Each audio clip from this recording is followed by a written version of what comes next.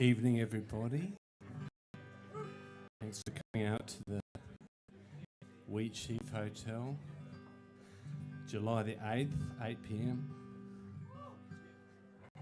My name's Soursob Bob, and I'm going to play some songs. I'm going to play a couple by myself to start with, and then going to collaborate with some other musicians who I'll introduce later. And then, of course, athletic teenage joggers are going to do their thing. We'll talk about that more later, or they'll do that later.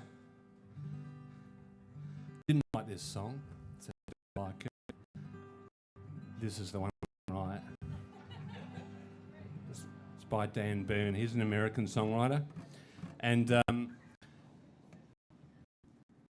if you have any problems, any theological problems with this song, well, that's okay.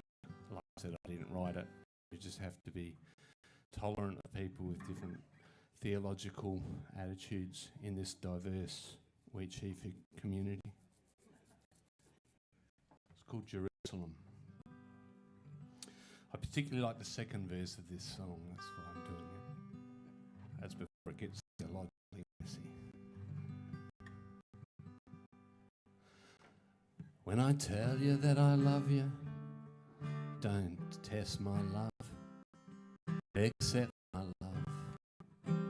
Don't test my love. 'Cause maybe I don't love you all that much. Don't ask what kind of music I'm gonna play here tonight.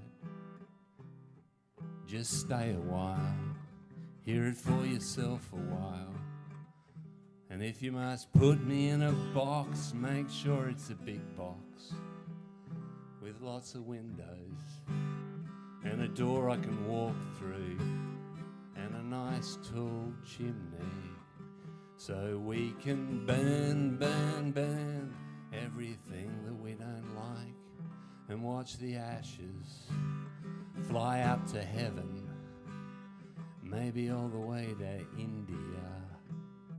I'd like that.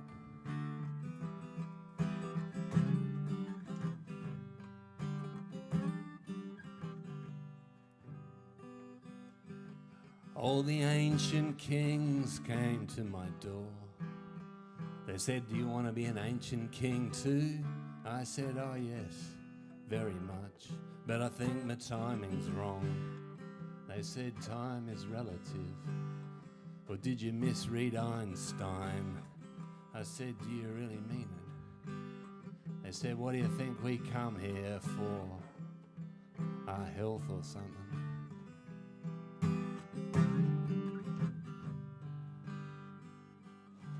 And everybody is waiting for the Messiah. The Jews are waiting. Christians are waiting. Also the Muslims.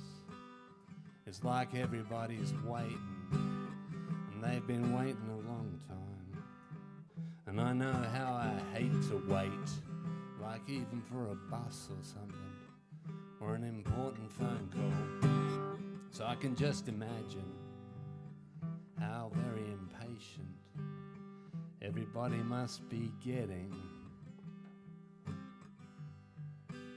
So I think it's time now, time to reveal myself. I am the Messiah. I am the Messiah.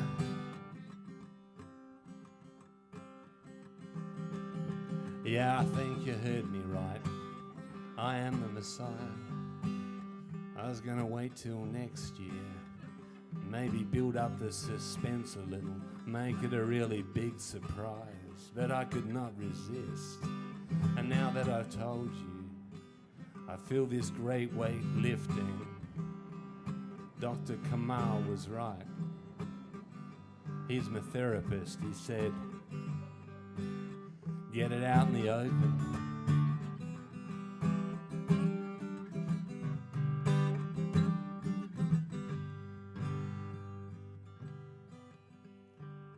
I spent 10 whole days in Jerusalem, sweet Jerusalem, Jerusalem. And all I ate there was olives, mountains of olives, lots and lots of olives. It was a good 10 days, 'cause I like olives and I like you too. So when I tell you that I love you, don't test my love, accept my love. Don't test my love, 'cause maybe I don't love you all that much.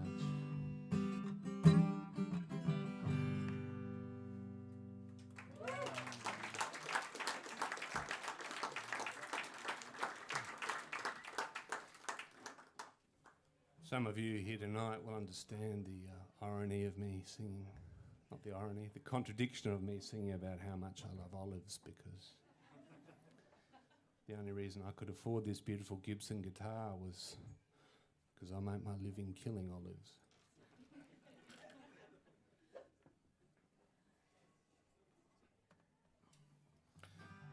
Who watched the Alone Australia series on SBS? Congratulations to all the contestants, but particularly the most likeable and best contestant, Gabby, who won. But it was set, for those of you who didn't watch it, and those who did, it was set in southwestern Tasmania. And they were all very surprised that they couldn't find anything to eat. But those of you who know your Tasmanian history would have seen this coming. And the only good thing about it was that they were all alone, because there was a convict called Alexander Pearce who was in in southwestern Tasmania, Sarah Island, which is where they sent the really bad people who'd caused trouble. And he escaped with a bunch of other convicts. And they escaped with some provisions and stuff and headed off to try and get back to Hobart through the bush. And then they ate all the provisions. And then gradually they came up with a good idea that it would be better if they ate one of themselves so the others could continue, and drew lots. Well, at least this is the story that the one guy survived, said. It started with them drawing lots. And then it got a bit hairy, and as they went along, they got more nervous about being with each other, until only Alexander Pearce made it to the other side of Tasmania. Whereupon he joined a band of bushrangers and was arrested for stealing sheep. And all the bushrangers were executed because it was illegal to steal sheep. And Alexander Pearce, who confessed to eating 6 of his friends, they didn't believe him and just sent him back to where he'd come from, where he was welcomed like a rock star because he'd got back to Hobart. And he escaped again with someone else and ate him as well. Whereupon he kind of, was caught. He didn't have enough people. He didn't escape with enough people to get back that time. And they said, "Well, how could you do such a horrible thing?" Because he went and showed them the remains. And he said, "Well, here's the rest of him." And he said, "Well, there's no telling what a man will do when he is hungry." And they said, "Yeah, that's all very well, but that doesn't explain the fact that you've still got fish and pork with you on this occasion. You hadn't run out of your rations." And he said, "Oh, yeah, I also prefer the taste."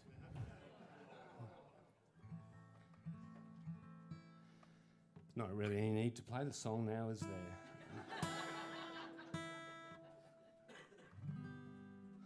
Well, my name is Alexander Pearce.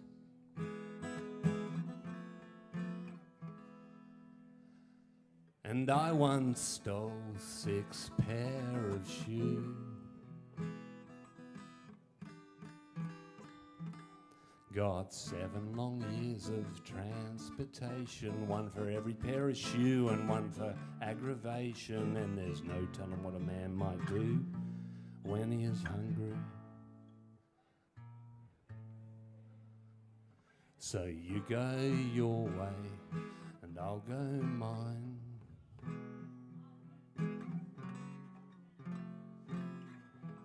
Or together we could spend some time,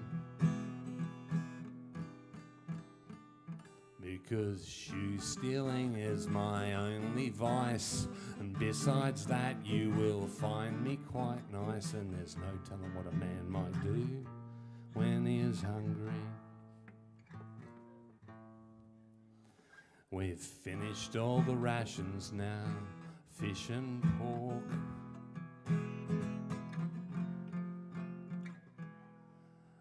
I'll carry the axe now, you just walk. And save your breath, there's no need to talk.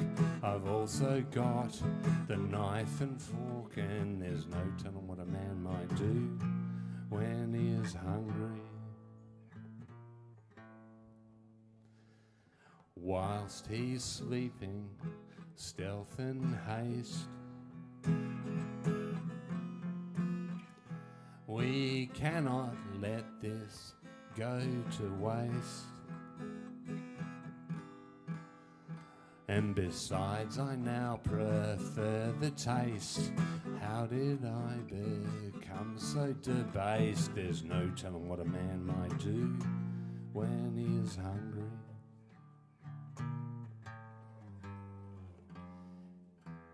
Take me back to Hobart Town.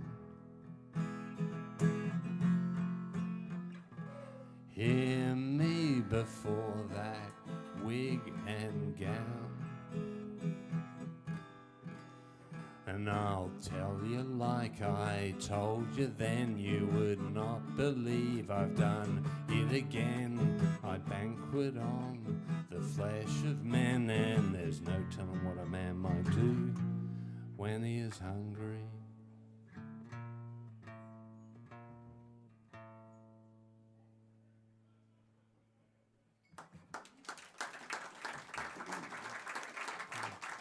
Thank you. Welcome to the stage, Emma Luca on violin and Matt Kelsch on guitar pedals and guitar.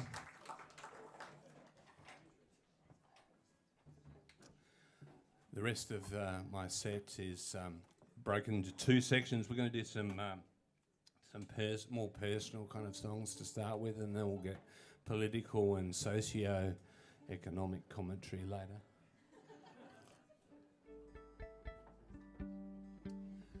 I'm kind of like athletic teenage joggers have had to tone things down a bit to feel comfortable in the wheat sheaf. And I've had to rock things up a bit to feel comfortable playing with the athletic teenage joggers, so we're kind of meeting in the middle here. That's the way I've designed this set.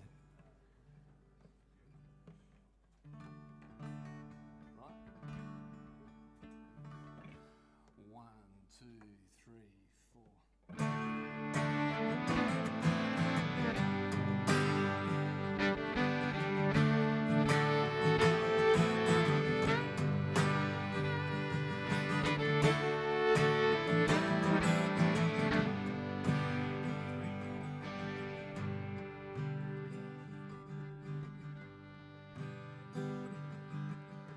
My life's been meandering into a stagnant hole, draining away. I gotta try to find some way to regain control of my day. So from this moment on, you're gonna notice changes.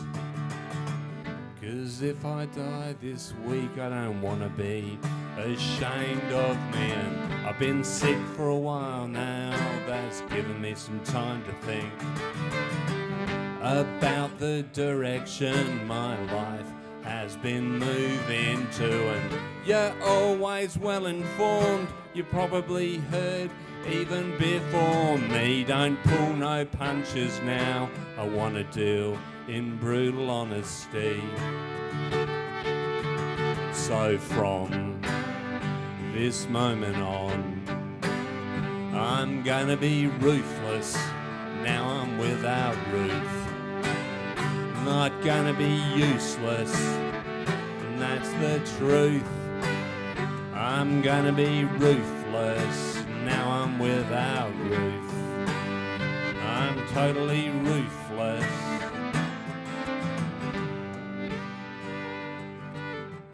After all my plans fell through, I spent New Year's Eve all on my own, plotting. Just called on a few old friends to make sure none of them was also sitting round at home, alone like losers, plotting for a different kind of new year. Plotting for a different kind of new year. Well, we're born alone and we die alone, and in between we're just kidding ourselves. I'm not gonna do it anymore. I've given up on the tooth fairies and elves. Stopped watching television, stopped wanting for truth. I've given up on Collingwood, and most of all, I've given up on Ruth. So from this moment on, I'm gonna be ruthless, now I'm without roof. Not gonna be useless, and that's the truth. I'm gonna be ruthless, now I'm without roof. I'm totally ruthless.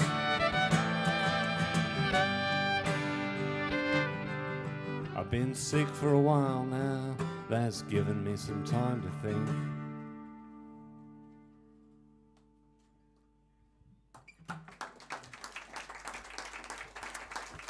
Thank you very much. Emma Luca on violin. Emma Luca is a specialist on the violin, and this is, welcome to the stage, Elizabeth Vale on the cello, please.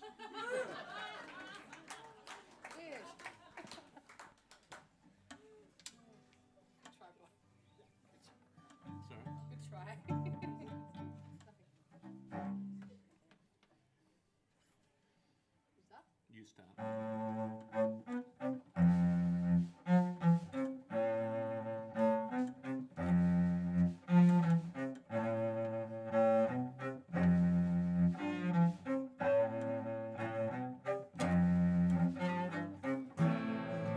Naked woman,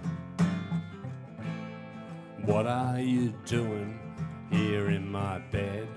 Have you come here to seduce me? And she said, I'm not naked, not if you look carefully. And I said, you're naked enough to count as being naked. And you're not Carolyn, 'cause Carolyn would never do something like that. And besides that, she was blonder than you are. And she said no, and you're not Dennis, 'cause Dennis would never speak to me like that. And besides that, he was darker than you are.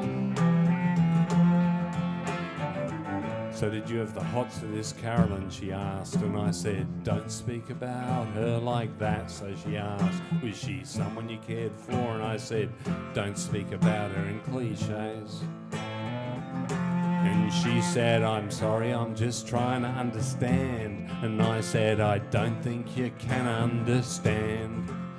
Just don't talk about her, your words, they only defile her. You're not worthy, and you're not Carolyn, 'cause Carolyn would never do something like that. And besides that, she was blonder than you are. And she said, no, and you're not Dennis, 'cause Dennis would never speak to me like that. And besides that, he was very particular about his personal hygiene. Naked woman, how do you do? What are you doing here in my bed? Have you come here selling ice cream?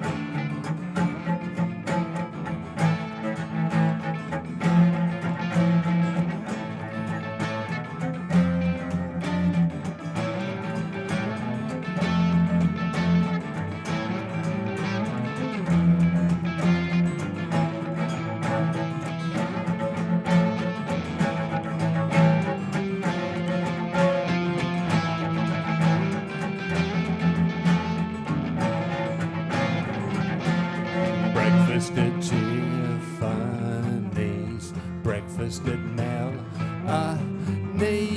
breakfast at Stephanie's, together. Breakfast at Timothy's, breakfast at Greg Reed's, breakfast at McDonald's, together.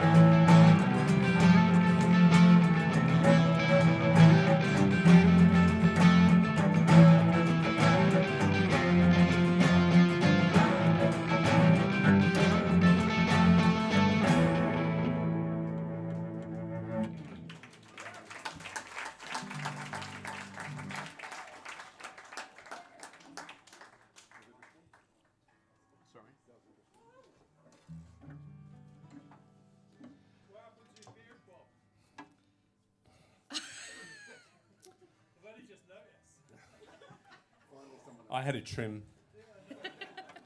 I regularly trim my beard on a 5-year cycle.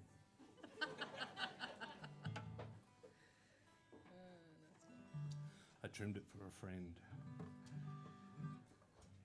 but it'll come back again. I was looking for a piece of paper the other day, and I I opened up my drawer and pulled out an old notebook, and I found the original lyrics to this next song. Oh, wow. Okay. I found a verse that I discarded, probably for good reasons. Okay. But I was considering reciting them before we do the song. It's kind of prophetic. Pathetic? It's pathetic. Prophetic? No. It's kind of pathetic. Sorry. Could be. Go for it. See if I can remember. Oh, it said, "Vengeance is mine, thus saith the Lord." But he asked for assistance, and I said, "My word." And the lawyer wants money, so let's burn some cash down by this bridge pylon. Please pass me a match. Jesus. That's intense. Anyway, I didn't include that in this song. But the other verses that you're about to hear are all part of this song. And not part of the independent poetry recital you just were graced with.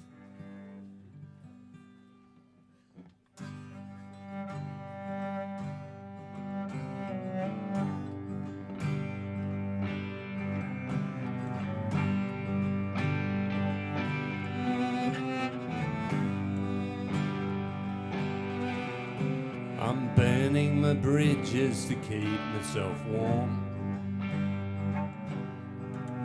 And the night will be cold when the night it is long, and the sky is forewarned and there will be a storm.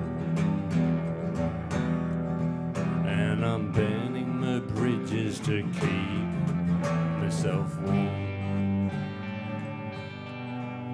And the senses shut down when you're in so much pain. You can experience a total eclipse of the brain, and the emptiness inside now stretches above. You know, this is the dark side of the moon of love, and I'm burning my bridges to keep myself warm. Those things I once cared for now tattered and torn. They say out of the ashes a new life is born. And I'm burning my bridges to keep myself warm. Burning bridges, burning bridges.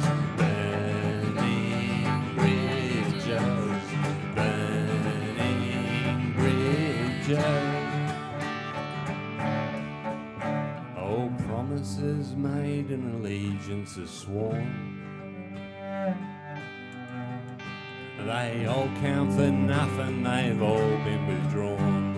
And any agreement, consider it gone.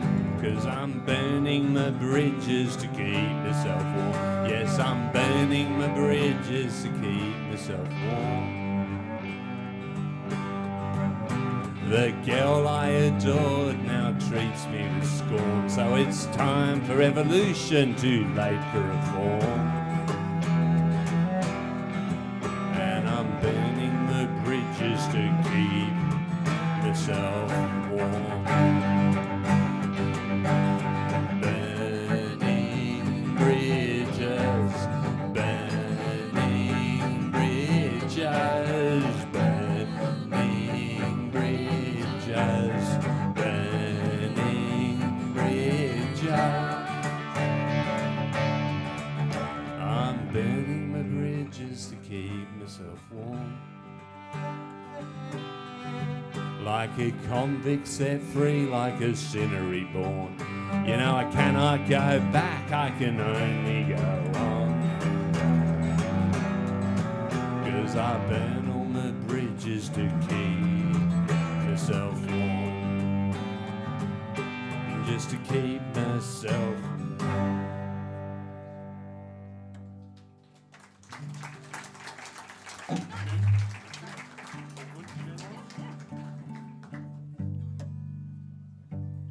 You know, sometimes people give you give you advice, and it's not really. I mean, the great thing about advice is you can take it and leave it, right?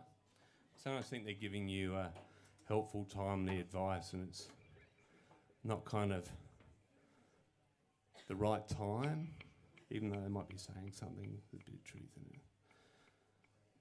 Like, you know, if you're totally infatuated with somebody and you've got a broken heart, and somebody says something like, "There's plenty of fish left in the sea," probably doesn't cheer you up very much.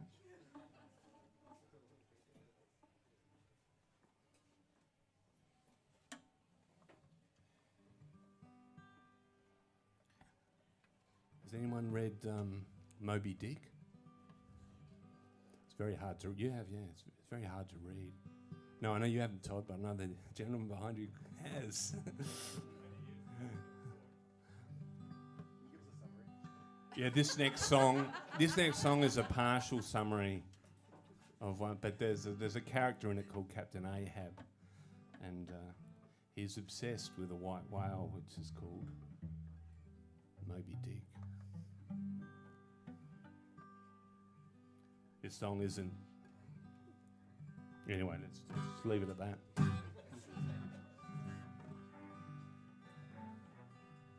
Either you like the song or you don't. I don't have to explain it to you. I'm an artist, I don't care what you think. I could just as easily be playing at home in my bedroom. I don't need any of you here. 1, 2, 3, 4.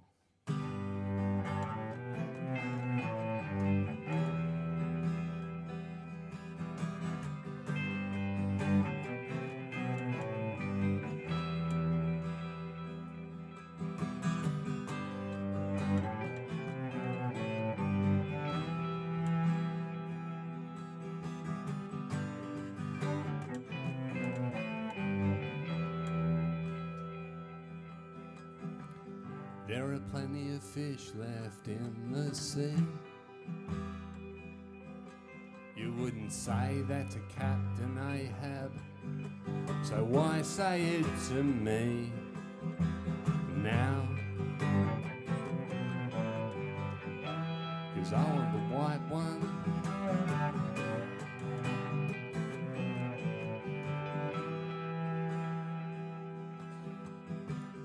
Her poetry I don't forget, so don't say something dismissive that you might regret now. And I want the white one.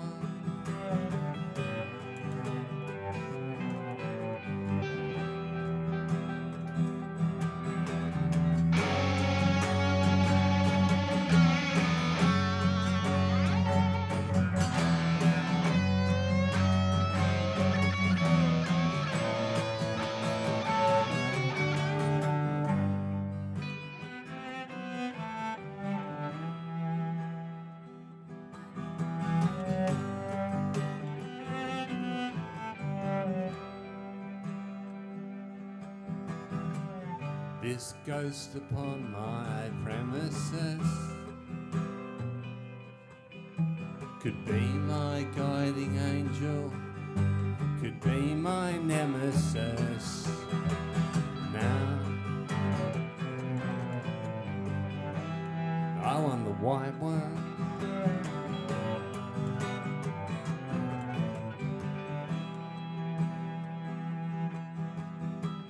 No other spectre shines so bright,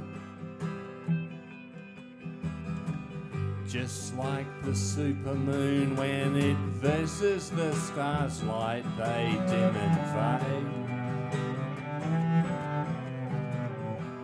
And I want the white one.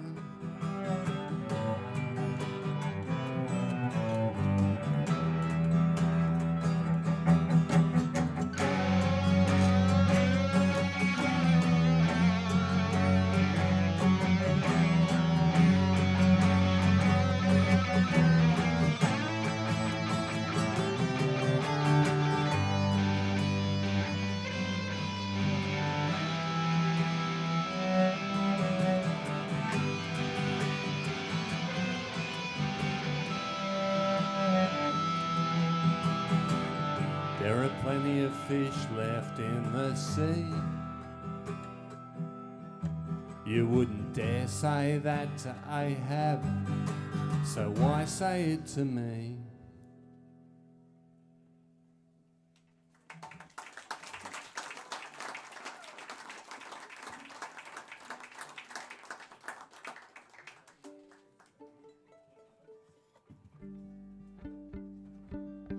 I never thought it would be kind of part of the national political conversation that, hey, isn't it a good thing? We're making nuclear-powered submarines in South Australia, and we need them.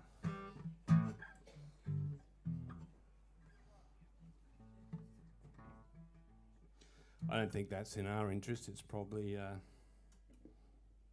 in the interest of the people who make these kind of things.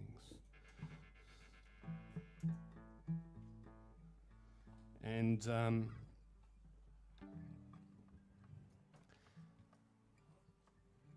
I believe we should have a more independent foreign policy. This next song is called New American Century. 1, 2, 3, 4.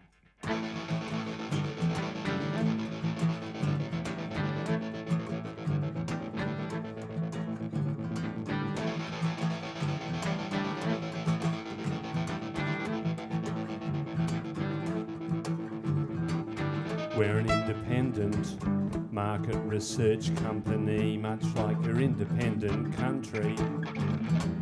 We'd just like to ask you a few questions. It won't take a minute of your time. Hope it's convenient and you're comfy.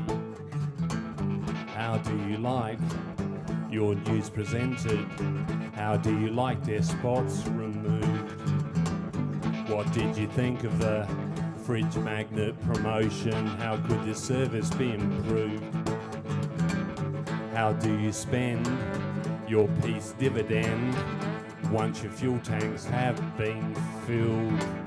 Where are you thinking of taking your next overseas holiday?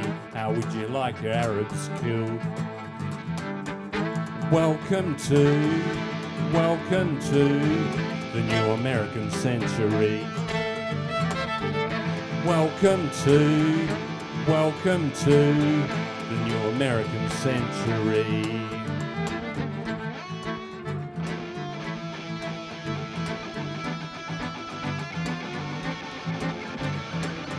You spend your time committing acts of terrorism and telling me you're fighting terrorism.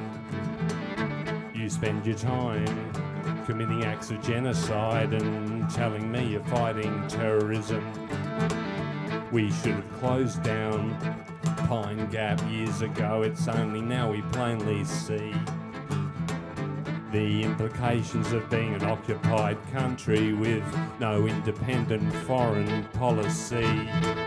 So we bring you now an important message from the Prime Minister. Ask not what your country can do for you, ask what it can do for America. And welcome to the new American century. Welcome to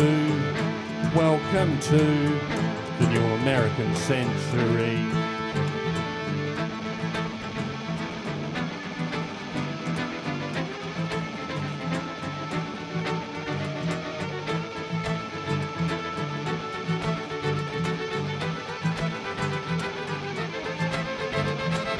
Do you hear voices in your head? Do you hear voices in your head? Do you hear voices incessant and clear?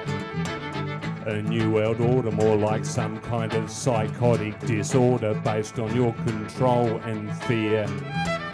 How many peoples must suffer subjugation once you've given them a dose of your liberation? Well, they know where you're coming from, 'cause they see where you've been. Plundering and blundering, and lest we forget Honduras, lest we forget Nicaragua, lest we forget El Salvador, lest we forget Guatemala, lest we forget Chile, lest we forget Vietnam, lest we forget Iraq, lest we forget Afghanistan. Welcome to the new American century. Welcome to the new American century. Welcome to the new American century. Welcome to the new American century.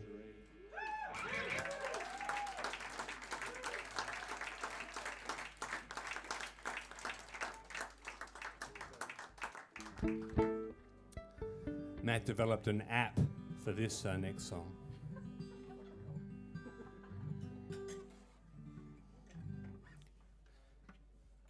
It's a new part of, it's a new world. And when we're writing songs, sometimes we develop apps. Does it still do all its effects? Does it flash?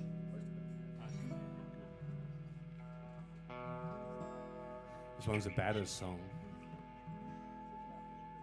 Sorts of peoples, I mean, to just name a few, you could say the Visigoths and the Ostrogoths and the Lombards and the Vandals, and yes, a couple of centuries before this time period, even the Franks themselves were in the same situation, and the Romans cooked them using the recipe into nice, civilized states.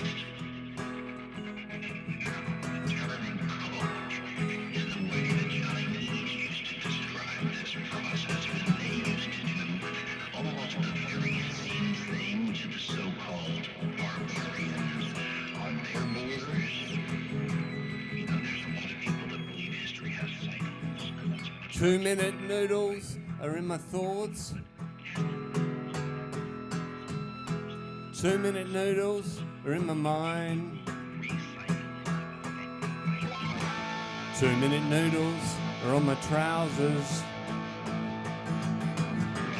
That's why I've left them behind. Get me a fork. Get me a fork. The CIA has put a radio in my head. Malcolm Turnbull and Kim Kardashian are conspiring to take over the world. It's true, and there's a hidden message in every Beatles song, telling me everything. And I'll tell you all about it just as soon as you get me a fork. The CIA has put a radio in my head, and all the food around here has been poisoned except 2-minute noodles. I had another 7 packets today. I alienated the last of my friends this week. Giving too much of the game away. Get me a fork or any sharp object will do. I've got to get this radio out of my head, 'cause I can hear my thoughts. They can hear my thoughts. They're recording every single word that I think. But I'm refusing to do what they're instructing me to do. My sanity's poised on the brink. I'm telling ya.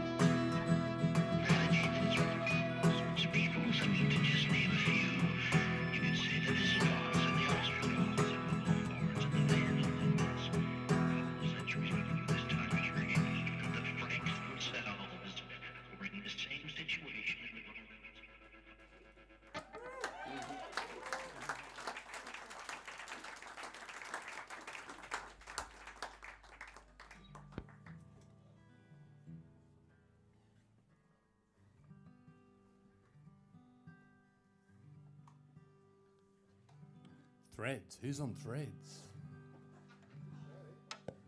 No. It's a new platform because it's good to have alternatives to Facebook out there, like Instagram or Threads. They're all owned by Facebook.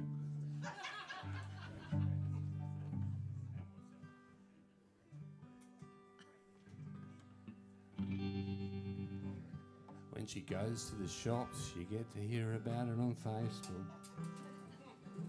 And the information's up before the end of the shopping trip. When she gets back from the shops, she's got to have a nana nap. I know all about that, because she posted about it before she had her kip. And when she goes on a date, you get to hear about it on Facebook. The information's up by the end of the day. Apparently the night turned into one big disappointment. Apparently he didn't have much to say. When she goes out for a meal, you get to hear about it on Facebook. And the information's up even before dessert is served. When she gets into a fight, then that's all over Facebook in all its detail, and everything they got and what they deserved. And when she goes on a date, you get to read about it on Facebook. The information's up by the end of the day. Apparently the night turned into one big disappointment. He's a busy man, he didn't have time to stay. When it's a sunny day, it's on Facebook. Even before it's starting to rain. And when there's hail in the garden, you can see it on Facebook before it melts. When it's sunny again. And when she goes on a date, you get to read about it on Facebook. The information's up by the end of the day. Apparently the night turned into one big disappointment. She thought she had him on the hook, but then he got away. And these are lonely nights, my friend, my friend. These are lonely nights, my friend, my friend. Well, if you make a public spectacle of your life in any context or format, you got no right to complain if it makes people stare. So if you don't want people talking about what it looks like, maybe don't lay everything bare. And these are lonely nights, my friend, my friend. These are lonely nights, my friend, my friend, my brand new friend. These are lonely nights, my friend, my friend. These are lonely nights, my friend, my brand new friend request.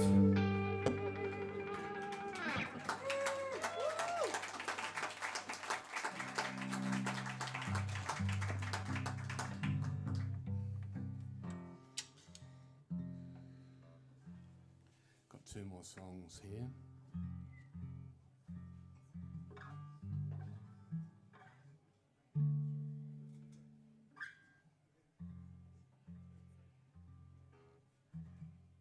This song isn't about you, if it offends you.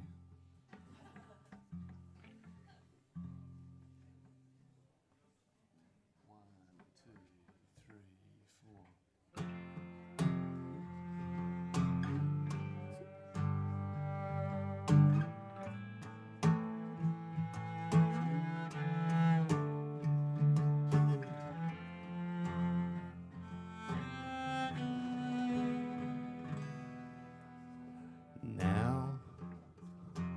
you have gone. You say that it's forever.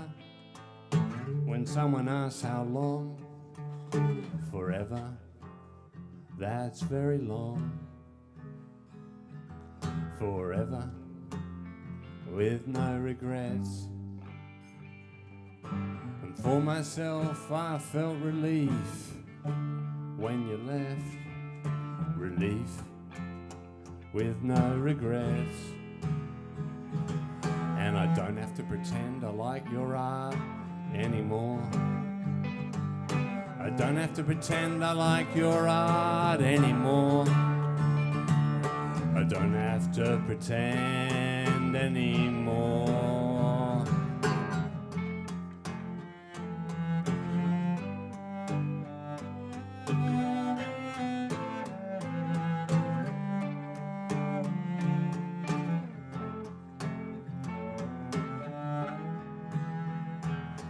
But should you turn around, I know that I will greet you when I meet you around this town. No longer your clown, 'cause I don't wanna fight.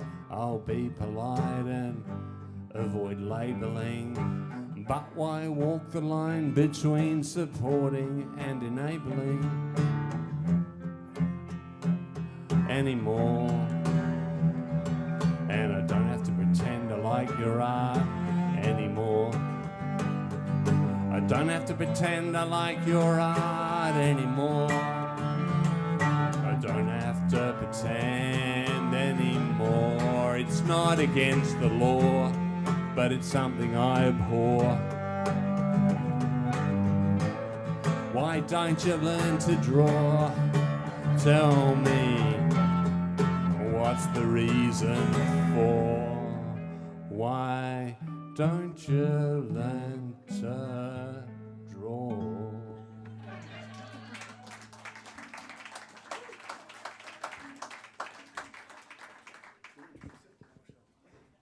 No, I'll introduce it and say, I've got a range of CDs over there displayed in like a geometrical formation for the first time ever. If anyone wants to, you know, ruin the geometrical formation, please come and see me later and take home a Soursob Bob, or indeed a Kelshi CD. There's a couple of Kelshi CDs in there. And this last song we're going to do is the Kelshi arrangement of this song called Muddy Waters. Up next, Athletic Teenage Joggers. Thanks for having me on the bill, guys. Oh, they're off in the green room, I think, at the moment, doing what musicians do before they play.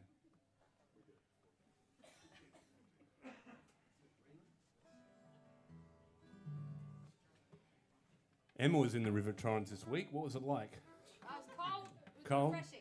It was cold. Refreshing. Yeah. And what did your colleagues say when you were in the River Torrens? What did they say? Yeah, what did your colleagues say to you? So can you stay in there and get those weeds? Yeah. But before that, when you said, she said, "Oh, it's all right, it's all right." Yeah. What did she? Huh? Remember what Natasha, when she was giving you a health warning about it? Oh, don't get it in any orifices. And I was up to here and I said, which ones? It's a bit late for some of them, but apparently. And then she said, "Oh, I mean your mouth."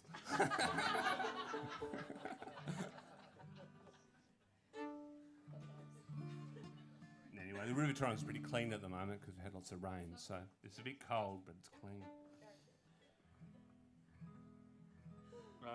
Anyway, this isn't about anything humorous. This is about someone who voluntarily went to the River Torrens. Yeah, that's what I meant. That's what I said. I might not have said it well, but involuntarily went to the River Torrens.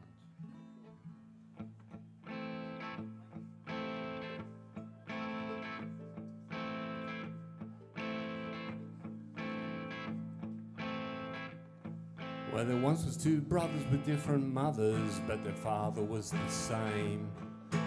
Both dodgy blokes, one was dealing in coke and the other was dealing cocaine. Well, the soft drink Bender had a girlfriend called Glenda, reckoned she was the pick of the bunch. And the other drug dealer had his own Sheila, and one day they all went out for lunch. They all went out for lunch. One sunny day, on the banks of the mighty River Torrens, in a small kiosk that is just down that way. I don't want to cast aspersions on their drinking habits, because none of them was alcoholics. But after a few drinks, their spirits rose, and it's then that they began to frolic. And the highest spirited frolicker amongst them was the biggest of the brothers, called Jen. And that's when he grabbed his brother and both of the girlfriends, and he threw them into the muddy waters of the mighty River Torrens, into the muddy waters. One sunny day, one sunny day. Well, Jim went back to his legitimate business, and next day a body was found. Lo and behold, it was that of his brother, who mysteriously had drowned. The case was hard. They called in Scotland Yard to sort out this tricky death. And though no one was caught, they wrote a real good report which said he couldn't hold his breath. He couldn't hold his breath. In the mighty River Torrens, he couldn't hold his breath. In the muddy waters of the mighty River Torrens, one sunny day. One sunny day. The moral of this story is clear for those of you who want to hear it. Just don't go frolicking down by the river with those who are in higher spirits, because accidents can happen, yeah, just like what happened here. You can rest assured they wrote a real good report. It will make everything clear as the muddy waters of the mighty River Torrens, clear as the muddy waters. One sunny day, one sunny day, one sunny day, one sunny day, one sunny day, one sunny day, one sunny day, one sunny day.